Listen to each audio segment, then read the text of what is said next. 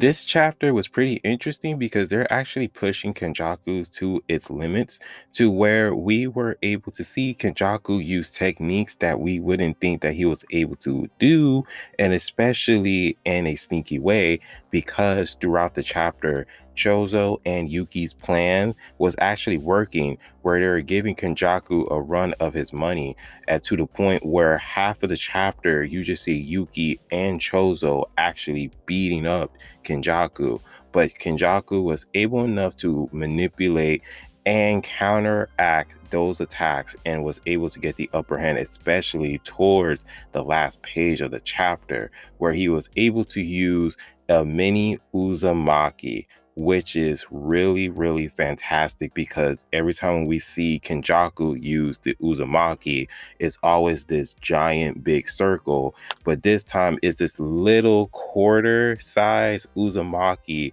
and it was still able enough to inflict damage against Yuki.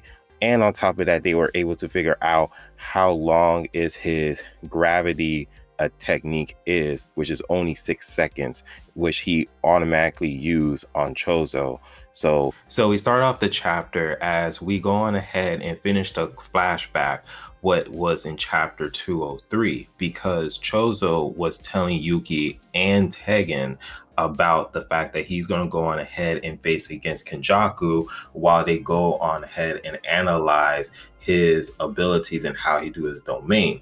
And as he is specifying that he's going to go ahead and face Kenjaku first by himself, we go on ahead and we focus on Yuki. She was just like, bro, you're going to die. And Chozo was just like, I don't care unless, he's dead, for the sake of my mother and brother and what he has done to them, plus Yuji's future. So she's just like, fine, but hear my plan out first before you go on ahead and try to be a hero. So she goes on ahead and tells Chozo about the plan, how they're trying to dismantle his domain. But Chozo assists on fighting first, so that the whole plan is for them to develop a plan B, because when Chozo, he stated that once Kenjaku is using a domain, it is actually powerful. So he won't use his domain expansion technique while he's fighting against me, because he's suspecting you and Tegan as the target. So on top of that, he's also expecting me to do an ambush. So the one way that we can confuse Kenjaku is that him believing that he actually defeated me, so that way he won't see it coming, because he fully needs to believe that it is a one-on-one fight. So we see the plan goes into motion as Chozo goes ahead and fight Kenjaku, to the point where Kenjaku actually believed that he defeated Chozo, to the point where Chozo is going to be out of commission. And then Yuki goes on ahead, steps in, do her thing, and then Kenjaku goes on ahead and use his domain expansion without a barrier, which automatically messed up Tegan's plan to go ahead and dismantle it. And then Kenjaku didn't see the ambush that was happening, because Chozo comes up out of nowhere and he's preparing to do a piercing blood, as he was able enough to hit Kenjaku and his head comes cleaned off. So the stitches that is covering Kenjaku, the evil brain spirit, actually came off, and you see blood coming out. But Kenjaku, he is not sweating at all, because he says don't sweat it, as he is just admiring that the fact that they're able enough to go ahead and get a hit on him out of nowhere. So the fight goes on ahead and continues as Kenjaku is sewing back the head, covering it. And we see Yuki goes on ahead and she goes ahead and strike Kenjaku, as Kenjaku goes on ahead and maneuver her attack. But then Chozo goes on ahead and try to jump Kenjaku, actually hitting him. And at this point is a traditional Jujutsu Kaisen, as the heroes goes on ahead and jumps on the villain. And so Kenjaku, he goes on ahead and tries to block all of their attacks, but it's 2 against 1. And on top of that too, he is tied up by that dragonfly that's always around Yuki. So as of this moment, Kenjaku is getting beat up and he's getting tired of this. So he's trying to figure out an ultimate moment so that way he can break free. So the moment that he decides to break free was when Yuki decided to use her reverse curse technique on her arms that was already broken from the last chapter.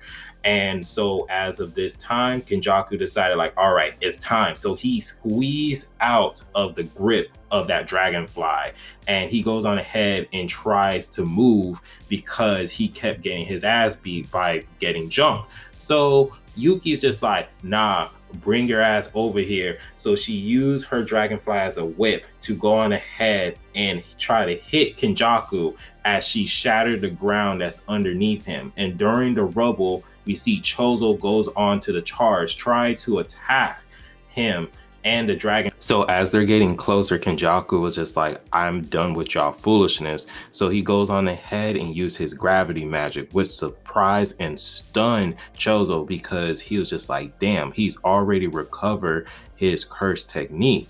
He was like, damn it. So as of this moment, Chozo and that dragonfly, half of his body is already crushed by the gravity. Then we kind of see that Yuki analyze, okay, so his gravity techniques, the range is the radius of 2 to 3 meters around the sorcerer, and it takes 6 seconds. So she goes on ahead and use the rest of the body of the dragonfly that is free, that's not affected of the gravity, to go on ahead and try to attack Kenjaku. But Kenjaku goes on ahead and use his curse manipulation, but of course the curse manipulation was destroyed by Yuki. So Yuki goes on ahead and continuously pummeling him and trying to beat the hell out of Kenjaku. So Kenjaku goes on ahead and he grabs Yuki's arm, and then he used a mini Uzumaki to go on ahead and blast her in her face, causing her to step back, and as she's preparing to block another attack from the Uzumaki. And so when she goes on ahead and tries to block it, Kenjaku goes on ahead and he used another mini Uzumaki, but he didn't use it in front of her face. He used it around her stomach area, blasting her, making a hole. As we go on ahead in the last page, we see that Chozo is yelling out Yuki's name, as we see that the blast of the Uzumaki was able to make a hole through Yuki's abdomen area. And the chapter ends as we see a bloody Yuki has a hole in her stomach. And that's it. But this chapter was really amazing, seeing the teamwork of Yuki and Chozo working together, and it was going into their favor, and actually analyzing and seeing what techniques Kenjaku was able to do, and the radius of his gravity magic was smart. But it just seems as if Kenjaku has so many counters of the attacks that is happening, and it did look like the Chozo and Yuki's teamwork and plan was actually working. But Kenjaku, we all know Kenjaku's probably has something up his sleeves, in which he actually was able to do. He was able enough to use a mini Uzumaki, which no one didn't see out of nowhere. Even Yuki was stunned by this. So all of this in this chapter is just really amazing. So let me know down in the comment section how you guys feel about this chapter. What is your thoughts, your moments? And if you guys do like the video, please give it a like, subscribe, and remember, always be decent. This is the Monto Man, and hope you guys have a wonderful day and be safe out here. Peace.